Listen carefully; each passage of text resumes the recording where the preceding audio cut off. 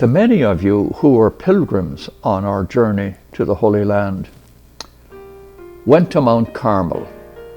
It's up north, it's in Galilee, and it's a very scenic place, Mount Carmel. There is a huge, magnificent bay at Mount Carmel, Haifa. It's called Haifa. And that, by the way, is the home port for the Mediterranean Fleet of the U.S. Navy. So it's a magnificent place. And in the Old Testament, there's an incident that happens there at Mount Carmel. And Jezebel, who is not a nice person, Jezebel is a vindictive, mean, and ungodly woman, and she's following the prophets of Baal, this false god. And Elijah comes along proclaiming the true God, and there's a contest between Elijah and the prophets of Baal. And Elijah appears to win the contest, and Jezebel threatens his life. So Elijah flees from that area, and he's going all the way south down to Mount Horeb, which is another name for Mount Sinai, where Moses got the commandments. That's a long journey.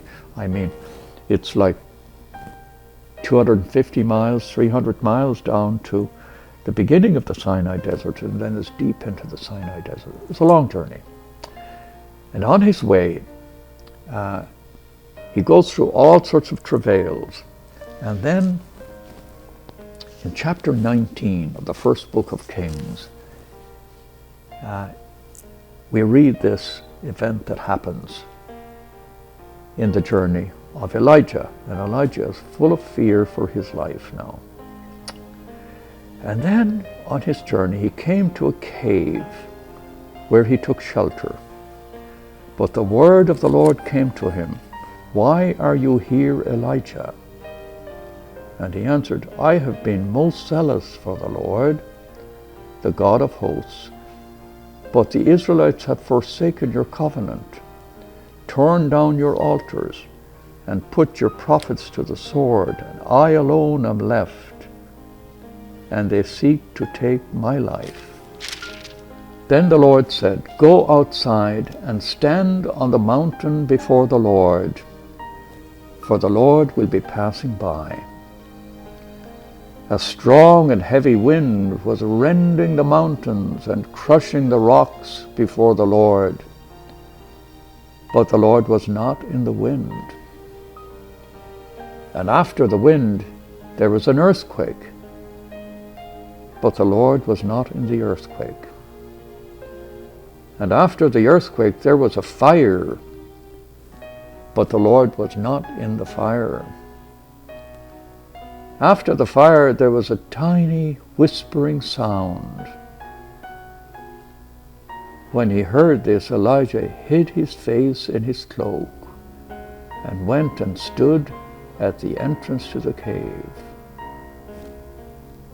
He knew that the Lord was here.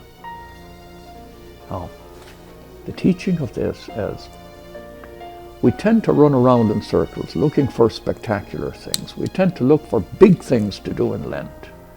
We tend to believe that if we conquer something or we achieve something great, the Lord is going to appear to us in spectacular ways. The Lord will console us, and the Lord will be powerful, and all our prayers will be answered. But the Lord was not in the fire. The Lord was not in the wind. The Lord was not in the earthquake. It was a tiny whispering sound. And Elijah knew the Lord was there. Now, what does this mean to us during Lent?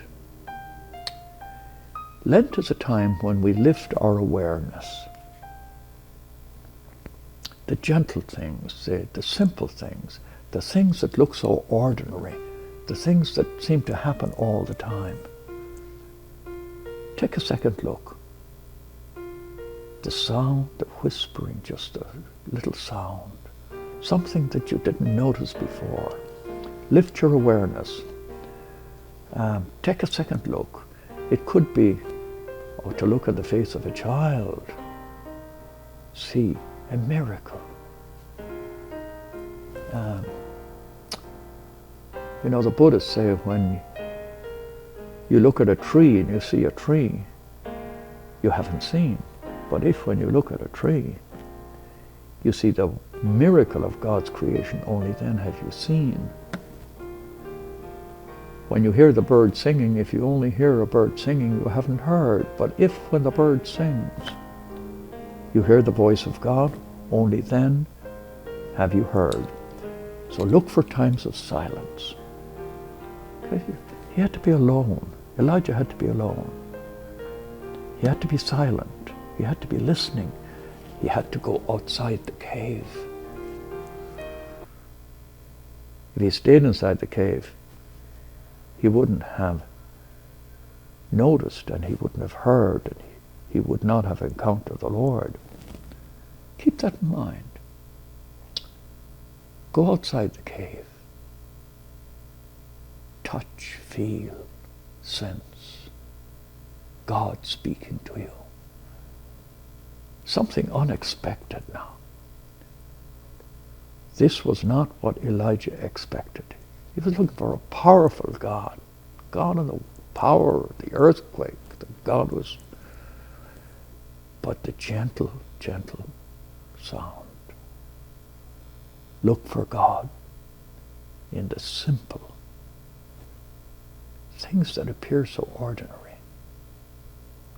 God is there. It's an amazing discovery.